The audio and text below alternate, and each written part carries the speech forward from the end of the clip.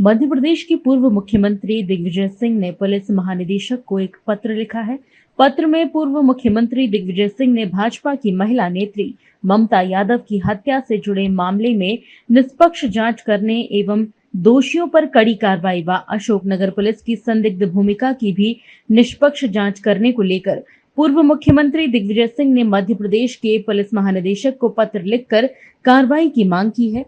दिग्विजय सिंह ने इस मामले पर 2 पन्ने की चिट्ठी लिखते हुए अपराधियों पर कड़ी कार्रवाई की मांग करते हुए परिवार की ओर से दिए गए पत्र का जिक्र किया है और क्या कुछ कहा दिग्विजय सिंह ने, आइए सुनते हैं। एक बहुत ही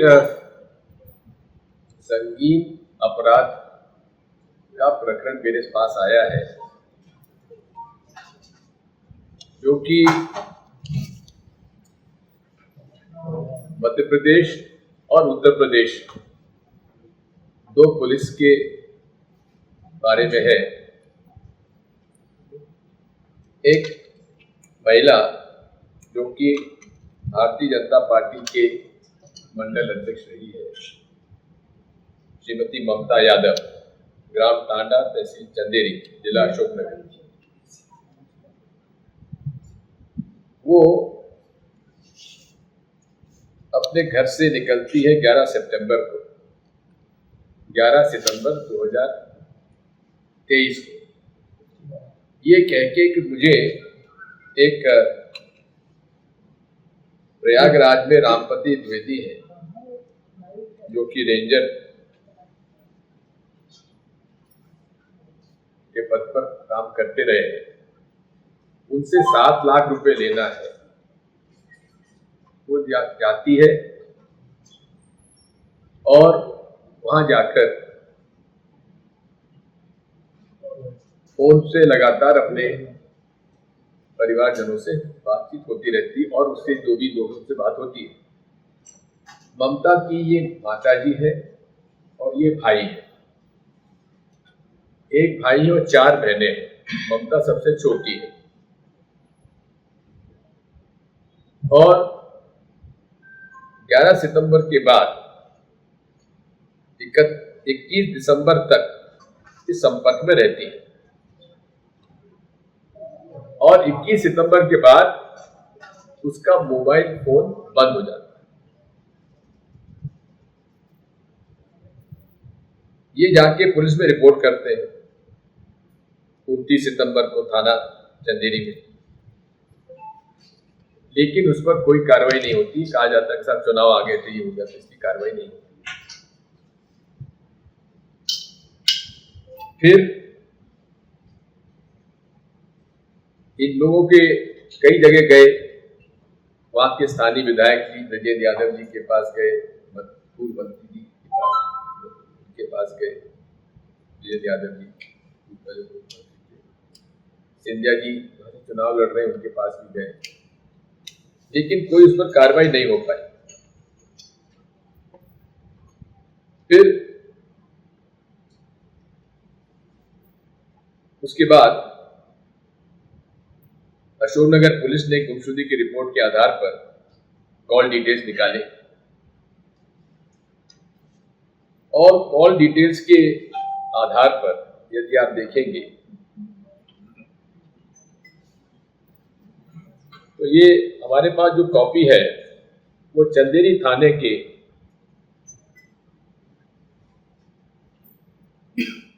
थाना प्रभारी ने पुलिस अधीक्षक जी को ये दी थी और उसमें 6 नंबर है, जिनसे 11 से 21 सितंबर के बीच में ममता यादव की चर्चा हुई। एक नंबर से वो 86 बार 10 दिन में 86 बार उसने फोन पे बात की, 86 टाइम्स, और एक फोन से 40 बार और 44 बार एक दूसरा फोन है उससे बात हुई है। अब बात यह है कि पुलिस ने इसमें इन्वेस्टिगेशन क्यों नहीं किया, जबकि रिपोर्ट आ गई थी।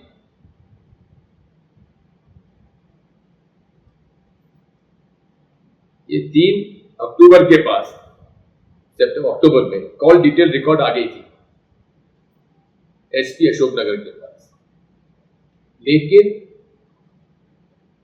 फरवरी तक इस पर कोई कार्रवाई नहीं की।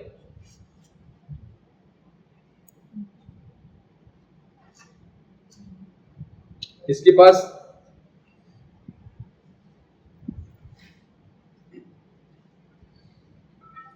फरवरी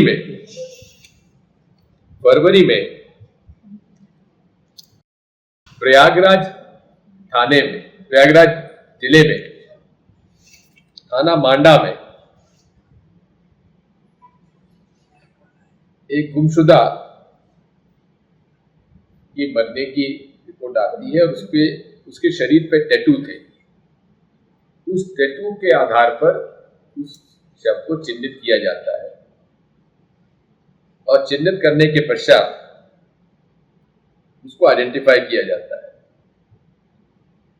आइडेंटिफाई करने के बाद चंदेरी के थानेदार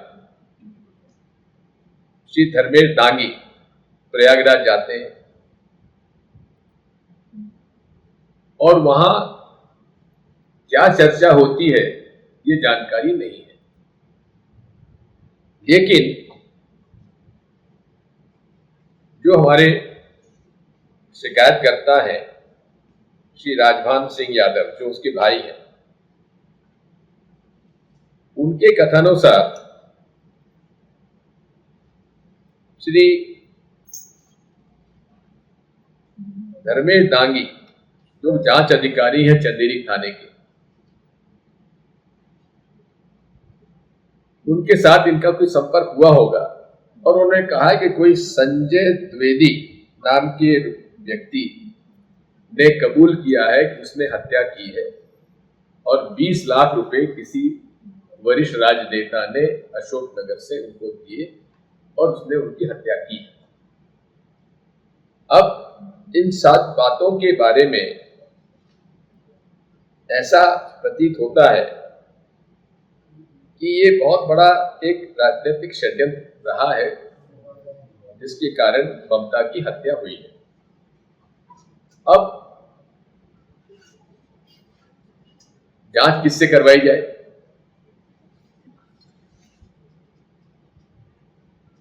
जो धर्मेश डांगी जो सब इंस्पेक्टर है वहां का, जिसने की इन्वेस्टिगेशन किया है, उसके चंदेरी रहते हुए काम बात बनेगी नहीं। इस बारे में मैं डीजीपी साहब को मैंने पत्र लिखा है, इसकी कॉपी मैं आपको उपलब्ध करा दूंगा।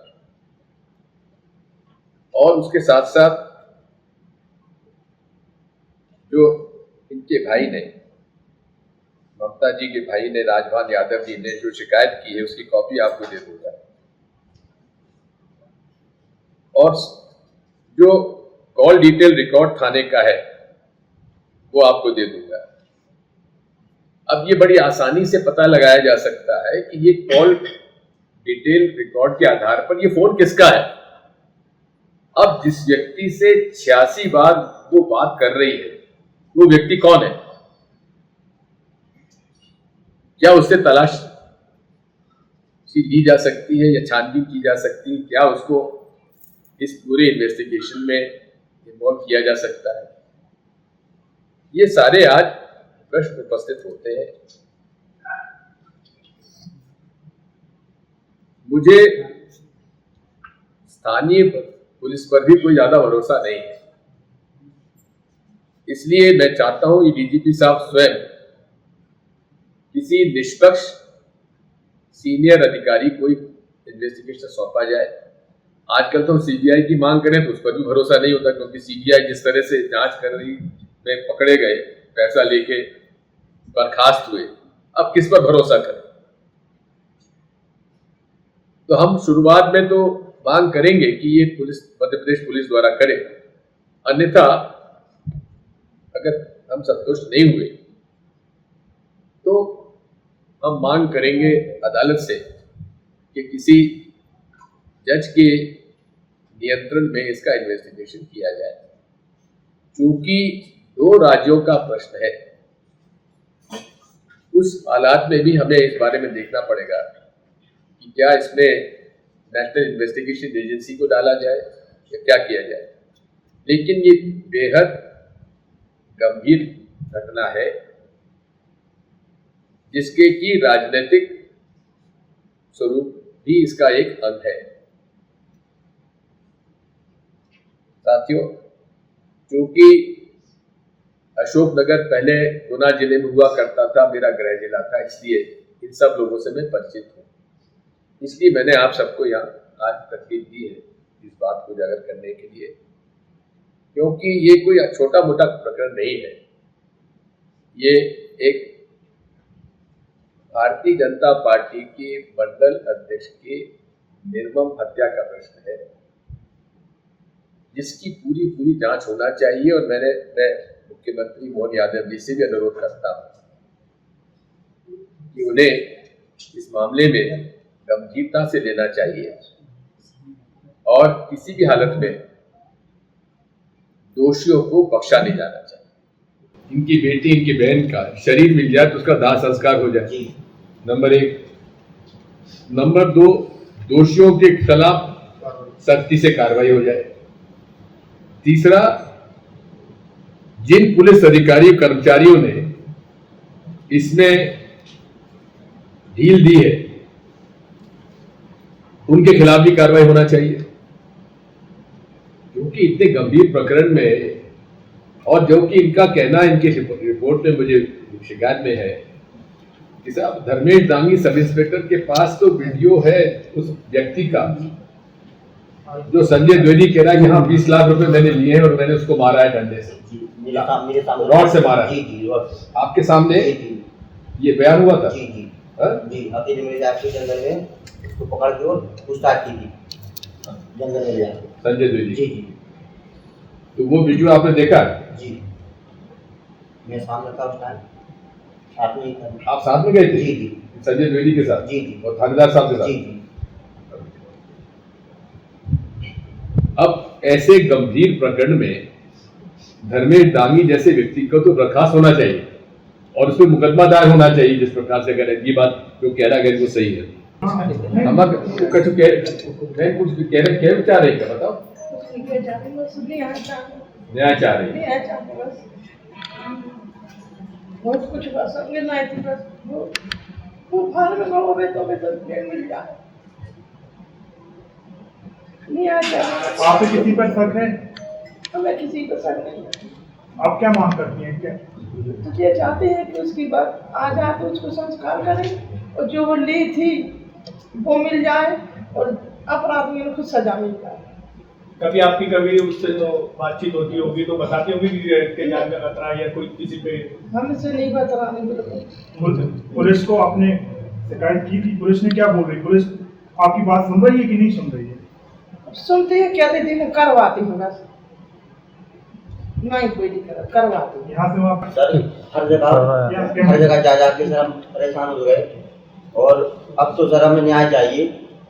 PSP ऑफिस भी गए, लखनऊ भी हुआ है, CM ऑफिस और अपने DGP ऑफिस हुआ है, मुख्यमंत्री जी के आवास भी हुआ है, मुख्यमंत्री से मिली कई बार, कोई कहाँ से भी न्याय नहीं मिला है। थक हार के हम परेशान हो चुके। अब तो सिर्फ आत्महत्या बची है कि जो वो कर लें, वो तो चली गई ना, तो उसका कुछ सामान दे रहा है हमें, बिल्कुल सब ना सौंप रहा है उसका सामान, संस्कार करते हैं, नौमाया होगा जिसको, तो ना तो उसका अंतिम संस्कार कर पा रहे हैं। उसकी मृत्यु को नौमाया हो चुकी है, अगर अंतिम संस्कार ना हो तो सर उसको क्या बीतेगी? तो सर उसकी आत्मा की 8 साल की बच्ची है सर, वो बिलख रही, तो सर उसको हम समझा पा रहे कि क्या करें। मम्मी कहाँ है, हमारी मम्मी कहाँ है? सर न्याय चाहिए हमें तो। अब तो सर किसी पर शक है आपको या किसी के बारे में उन्होंने बताया वो शिकायत करती थी पुलिस से? शिकायत पहले बताया था किसी के, कोई राजनीतिक लोग हैं अशोकनगर के, वो हम पे दबाव डाल रहे कि क्या आपके पास कोई अगर आपत्तियाँ CD हो या कोई वीडियो हो तो हमें दे दो, आप उसको मान लो हमें प्रोवाइड करा दो और बदले में आप पैसे ले लो जो कुछ भी। उन्होंने कॉम्प्रोमाइज़ करने की कोशिश की इसकी बहुत, तो ये नहीं मानी। तो जब यहाँ से गई तो मुझसे बोल गई थी कि मैं यहाँ से 2 पेन ड्राइव लेके जा रही हूँ, और प्रयागराज जा रही हूँ मैं, किसी ने मुझे बुलाया है पैसे देने के लिए या कुछ भी हो, तो ये ऐसा बोल गई मुझसे 21 तारीख को सर मैंने बात की तो सुबह की मैं परसों आ रही, तो सर रात को 9 बजे इसके बाद फ़ोन बंद हो गया। आपको पता नहीं चला कि डेड बॉडी मिली है? किसकी सूचना है आपके पास? सर 3-4 बार सर मैं पुलिस द्वारा यूपी गया और यूपी के थानों में मैंने सर मर्द फोटो होती है, मर्द लाइनी होती है सर, उसके माध्यम से मैंने देखा कोई लावारिस अगर लाश मिली हो तो उसके माध्यम से सर मांडा थाना जिला प्रयागराज में सर 22-23 फरवरी को कुछ फोटो के माध्यम से पता चला कि एक लावारिस व्यक्ति की लाश मिली है सर। तो देखी तो वो पहचान में आया टैटू के आधार पर, टैटू के आधार पर सर पहचान में आया तो सर पहचान लिया मैंने, पंचनामा बनाया। मैंने उनसे कहा कि अगर आप मेरी डेड बॉडी होगी मुझे दे दो, उसका हम संस्कार कर सकें, जो भी करना है वो कर सकें। तो सर उन्होंने कहा DNA कराएंगे आपका, DNA कराएंगे। तो DNA उन्होंने कि हम करवाते हैं आपको 2-4 दिन बाद। तो सर 2-4 दिन बाद आज 4-5 माह हो गए, ना तो वो DNA करा रहे ना डेड बॉडी दे रहे, और जाते हैं तो कहते हैं आप MP जाइए, MP के पास जाते हैं तो UP जाइए, UP में जाते हैं वहाँ पे तो वो कहते हैं MP पुलिस करेगी आपकी कार्रवाई। हम तो भटक के परेशान हो गए सर, मेरी सर आज से छुट्टी होगी सर, इसमें मानसिक बहुत सब प्रकार से परेशान हो जाऊँ सर इसके लिए। यादव जी आप ये कहेंगे कि आपकी बहन ने जब आपको ये जिक्र किया कि पेनड्राइव है मैं लेकर जा रही हूँ प्रयागराज जी, उस पेनड्राइव के बारे में कुछ बताया कि इसमें क्या है, आपने कुछ पूछा इसमें क्या है? सर पूछा था मैंने तो बोलने लगी तो मैं बताऊंगी मैं आने के बाद, उन्होंने बता दूंगी। वॉइस की कॉपी एक उसमें भी रखी है सर, ये अपना चंदेरी में सर इसका अकाउंट है सर, उसमें लॉकर में कैनरा बैंक में, उसमें भी पेन ड्राइव रखी है सर। 5 तारीख को मेरी बेटी की शादी थी, 6 तारीख को जेवर लेके गई रखने के लिए साथ में, मुझे तो आ गई साथ में, तो बोले नहीं भैया कुछ चीज़ रखना है हमको, तो वो भी मेरे सामने रखी 2 पेन ड्राइव। आपने ये भी कहा कि कुछ वीडियो को लेकर वो लोग समझौता करने का दबाव बना रहे थे, वीडियो में घर भी आए जी, वो वीडियो क्या थे जो आप लोगों को समझौता करने का दबाव बना रहे थे, पैसे वीडियो हमें प्रोवाइड करा दो यार। ये तो कुछ राजनेताओं की या तो ये राज जानती थी या फिर जो भी हो जी, कुछ राजनेताओं की राज जानती थी, तो दबाव बनाया कि यहाँ भविष्य में खतरा ना बन जाए हमारे लिए। कौन है वो आपको पता है? नाम कौन सर नाम तो ये मुझे नहीं बताती थी, अब ये बात करती थी सर मोबाइल नंबरों पे, तो जो भी हो सर अगर पुलिस इंक्वायरी कर लेते तो जिन नंबरों पे 40 बार बातचीत हुई है वो आपको गुना पे ही है, प्रॉपर अशोक नगर के हैं जी, आपके विधायक नेता मंत्री भी वहीं उसी क्षेत्र में, क्या वो नंबर कॉमन है क्या वो?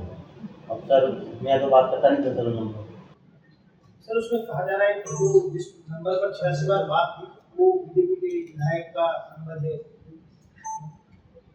अगर है, इसकी जानकारी किसी के पास है, और यदि विधानसभा के प्रोफाइल पर उनका कहीं नंबर मिलता है, मैच खाता है, तो फिर तो और भी गंभीर बात हो जाती है। सर एक बात हो रही है कि ममता ने पहले शायद हत्या की, इस तरीके की आशंकाएं जताई थी। ये भी सही है, ममता ने पुलिस में उसकी जान को खतरा होने का भी एक प्रकरण प्रस्तुत किया था SP अशोकनगर के सामने। उस पर क्या कार्रवाई हुई वो भी एक जांच का विषय। सर इस मामले में जिस संजय द्विवेदी के बारे में चर्चा हो रही है, तो क्या उनकी गिरफ्तारी उत्तर प्रदेश पुलिस ने अभी तक करी? आपकी जानकारी होना चाहिए थी। ये हमें शक इस बात का है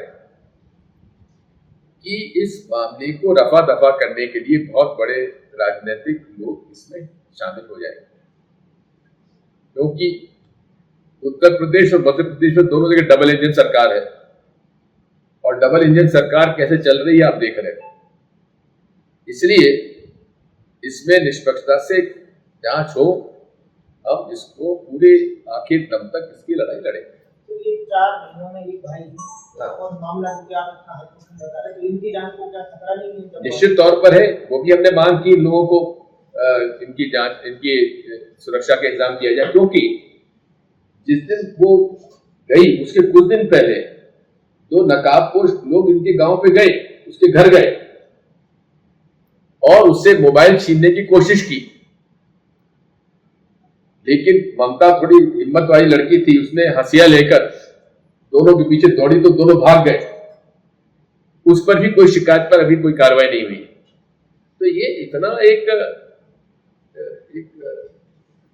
क्रिमिनल स्टोरी के रूप में एक सामने आ रही, जो कि वास्तविकता है। सर, इसमें ये भारतीय जनता पार्टी की कार्यकर्ता थे, तो भारतीय जनता पार्टी कार्यकर्ताओं को न्याय नहीं मिल रहा था, प्रदेश की न्याय व्यवस्था कहाँ थी? तो आपको समझ सकते हो, मुझे क्या कहना है इसमें। ये सीधा का सीधा मैं तो कहता हूं, मोहन यादव जी को इसमें पर्सनल इंटरेस्ट लेना चाहिए, और पर्सनल इंटरेस्ट लेने के बाद इसमें उन्हें मुख्यमंत्री उत्तर प्रदेश से भी वैद्य आदित्यनाथ जी से भी चर्चा करके इसमें इस परिवार को न्याय दिलवाना चाहिए। एक उसके ममता की 8 साल की बच्ची है, आज उस पर क्या बीत रही होगी, रात रात भर बिलखती है, वो नानी के पास जो बताती है। हालांकि वो अपने उसके, मैं भूल गया कहने को, ममता के पति के साथ उसका अलग रहती थी, तो तलाक हुआ कि नहीं हुआ मैं नहीं जानता, लेकिन कोई विधिवत उसका डाइवोर्स नहीं हुआ है। तो अभी वो बच्ची जो अपने पिता के साथ है, लेकिन पूछती रहती है कि मेरी माँ कब लौटेगी। तो ये एक गंभीर प्रकरण है, जिस पर मैंने एक पत्र लिख रहा हूँ मुख्यमंत्री जी को, और इसको मैं माननीय मुख्यमंत्री जी को भी इससे अवगत कराऊँ। सर, आपने एक चीज कही कि शिकायत करी थी ममता ने पुलिस से कि मेरे को जान का खतरा है, क्या उस वक्त कुछ बताया था पुलिस को, शिकायत की गई थी कि इस व्यक्ति से जान का खतरा है या फलाने व्यक्ति से? बात यह है कि इसका उत्तर मैं नहीं दे सकता, क्योंकि इन्वेस्टिगेटिंग ऑफिसर मैं नहीं। ये तो जब एक सामूहिक रूप से पुलिस, मध्य प्रदेश की और उत्तर प्रदेश की पुलिस एक स्पेशल इन्वेस्टिगेटिव टीम के माध्यम से इसकी जांच नहीं होगी तो कैसे पता पड़ेगा। हमारे यहाँ स्पेशल टास्क फोर्स है, या तो उसके माध्यम से कराएं, या किसी वरिष्ठ अधिकारी के नेतृत्व में आईजी लेवल के ऊपर के अधिकारी से, जिसका कि उत्तर प्रदेश की पुलिस के साथ समन्वय जो स्थापित कर सके, उसको एक पूरी जांच सौंपी जाना चाहिए। ठीक है।